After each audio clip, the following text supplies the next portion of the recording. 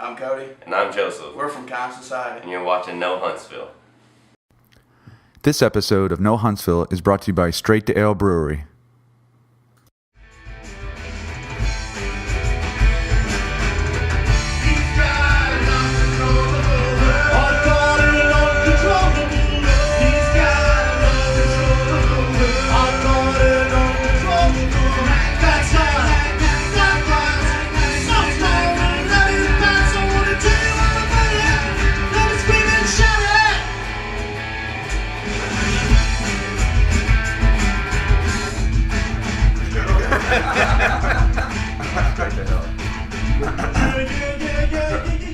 All right, Joe, are you ready? Ready. All right, this is Tom. I'm Joe. And this is No Huntsville, a very special edition here today. We have the guys from the Blank Regeneration, a kick-ass band here in town that has, they get together and do one specific show every year. We have Wyatt, Bobby, Aaron, Frank, and Mark from the band in here to talk to us about the show, talk to us about the band, and then play some good music. So guys, thanks for coming in and hanging out with us today, drinking beer and talking about your band. Thanks for having us. All right, so let's get right into it. Let's talk about the band to give everybody kind of a background of what you guys do. Talk about the band in general, specifically, and then talk about the event that you guys have coming up here at the Lowe Mill. Somebody talk. So the concept of the band is we pick a classic punk, alternative, glam, neo, post-punk, whatever record to do. Right. Cover that album in its entirety for our first set, and then the second set we do like a greatest hits of that same band. Okay. And donate the money to charity. Just have fun doing it. And this is your third year doing this. Am I right about that, or is it? It's been Our third possibly. show. third show. Certainly Okay. the third So talk round. about the first two, and then talk about this particular one. So the first one we did was the Ramones, their debut album, the Ramones. And nobody likes the Ramones, so I don't. How did I go over it? That was great. Yeah, that was a really good show. In fact, we repeated the first set from that for the first Music Has a Meaning show. Right. Nice. So we did that one twice, really. And then the second one was The Clash, Okay. their first album. That went pretty well. We're planning on doing that one again. Sure. Yeah. Hopefully early next year. Nice. And this one is Devo's debut album. Right. So yeah, Nice. that giveaway over here. Right. Yeah. All right. So let's talk about the show specifically. Right. So you guys are going to be at Lowe Mill. That's going to be Saturday, November 1st. You're going to be at the Flying Monkey Theater. $10 at the door from 8 to 10. So, did you guys play last time at the Lowe Mill? No, last time, and I think the first time you guys did it was all straight to ale. Straight to Ale, right? Yeah. Another friend of the show. Right. We're all drinking straight to ale today, so a plug to straight to ale. Yes, Thank you very much. absolutely. All right. Absolutely. And I think the main reason we chose to go with Lowe Mill this time around is that doing Devo requires more theatrics. Okay, sure. And this Obviously. This gives us the opportunity to have a tighter control over sound and lighting and various things like that. So, and space. Devo spreads out. We're going to have to spread out, and so I think that was really the choice. I mean, Lowe Mill Straight to Ale is fun.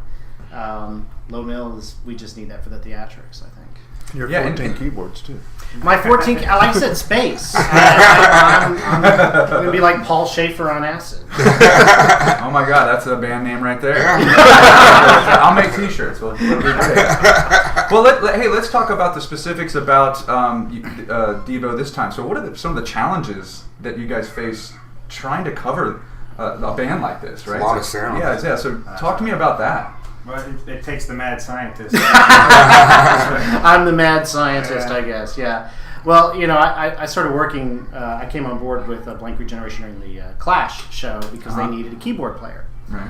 And I do keyboard and guitars, but come in with Clash, it was easy because there's pianos, there's organs, there's a couple of minor sound effects.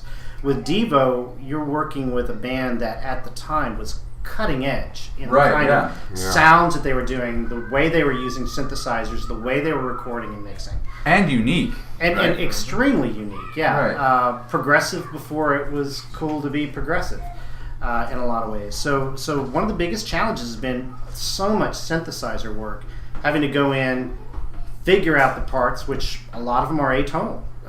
They don't have You know, it's not like playing simple chords and stuff. You're doing all sorts of weird stuff all over the place. You're trying to model these sounds so they sound like what they were on the record, right? Based on, you know, they probably don't even know the settings they use, to be absolutely honest. So we're having to try to do that. Yeah, and recording's one thing. Doing it live is a whole other thing. Absolutely, right? So, yeah. absolutely. And we're doing this live. I mean, there's I was going to say no like pre-recorded. There's no pre-recording going on. I'll definitely say that. Okay. But, so many pieces, and sometimes they just come in for 5 seconds and they're gone. On the albums, and so we're having to, you know, narrow these down and model these sounds. That's been the biggest challenge, certainly from my perspective. Is there going to be a keytar? You know, we discussed that. We decided there was a line we could not go over. I wanted the keytar. Well, we priced them. I think we were passing around pages of, hey, well, here's a good keytar for you. This will be good. This one looks comfortable. And just, you know, we stopped at the domes and couldn't go any cheaper. At least you got the domes. I think they're going to be key. Right? Yes. That's a staple. Right? Exactly. I don't know. I lost the bid on mine on eBay yesterday. So Bummer. somebody outbid me by 99 cents. You should have forked it over. You couldn't go up to $4. All right, so let's talk about again more about the show. So there's a charity aspect to what you guys do, right? So there's I'm wondering, we'll talk about that. Talk about some of the proceeds, what they're going toward for this particular event. Well, Bobby manages the charity we're sponsoring. Take it away, Bobby. Yeah, the charity's called Everyday Sunshine, and for a few years now, I've been playing children's music in Decatur, Birmingham, and Huntsville. And one of the guys that I make music with, Jeff Sharpie, comes to me, and we work with all these organizations like the ARC and Extraordinary People, where there's a lot of special needs children and children that have spend a lot of time in hospitals for various reasons. And so we just got to thinking, he'd gotten the idea of doing an organization. Well, we don't have any medical background. We can't do anything like that, but we can entertain people. And so there's a lot of these children's hospitals that these children are in for long terms, or children's wards of hospitals, and they're in there long term. And a lot of times there's just not a lot going on, and so we just started working on a television program for sort of closed circuits for hospitals, sort of a Monty Python's Flying Circus, but for children, sketch shows, arts, and things like that. And I think you can see there's a lot of Monty Python kind of influence in the art on the site, the Facebook page and everything. And so, but also working with things like art therapy, and, you know, just having, you know, comics and magicians, those things that can visit the children while they're doing long-term stays in these hospitals. Okay. Just to, you know, just help out. Yeah, that's awesome. Brighten days when we can, you know. That's really cool. And again, that's facebook.com/Everyday Sunshine TV is the / there, and you can find more information about it there, right? Yes. We had a regular website, but where we were hosting went out of business about 3 days ago, so I was very excited about plugging the regular website. We're not going to do that now. No warning. But we do have a Facebook page, and you can get all the information. And again, once we get a regular page, you know, with the donation thing and everything like that, we'll get that information right back up. All right, and again, that's the proceeds from this particular event are going toward that organization to help out, and I mean, that's just another enticing reason for people to come out and watch you guys play. Yeah. For the kids. Doing it for the kids. That's pretty good. It's a pretty good reason. And that's been a goal ever since we started this. When we started talking about doing it, we all have jobs and we all have families, and we wanted to perform this music and bring it to people's attention, because a lot of it is not in the forefront of music now, but it's really important, relevant music, and we thought adding the charitable aspect to it would be something that would give us a lot of gratification, regardless how much money we raised. So we've done it every time. Yeah, absolutely. And by the way, this seems like it's music close to you guys' heart, right? I mean, this is not something you're just picking up because it's where we used to be popular. Or this is something I can imagine you guys listen to as you're growing up and influenced you guys as musicians too, right? Absolutely. Yeah. Well, you can tell because, I mean, your past performances are spot on. They're so good, you know. Well, and he's wearing a hat here, so you don't do that if you're not really into the band. That's all I got to say. And he had the hat already. Yeah, he wears He didn't order the hat for the show. Hey, Wyatt says, we're doing you. He was like, perfect. I already have a hat. I've got to find the hat. We got some red spray paint. But no, that is a fair statement. That I think all of us are very, very passionate about the music that we've done every single time. So, I think it's reflected by. I mean, you could consider this a tribute of sorts to these bands that we grew up with, but we like to center on, like the format.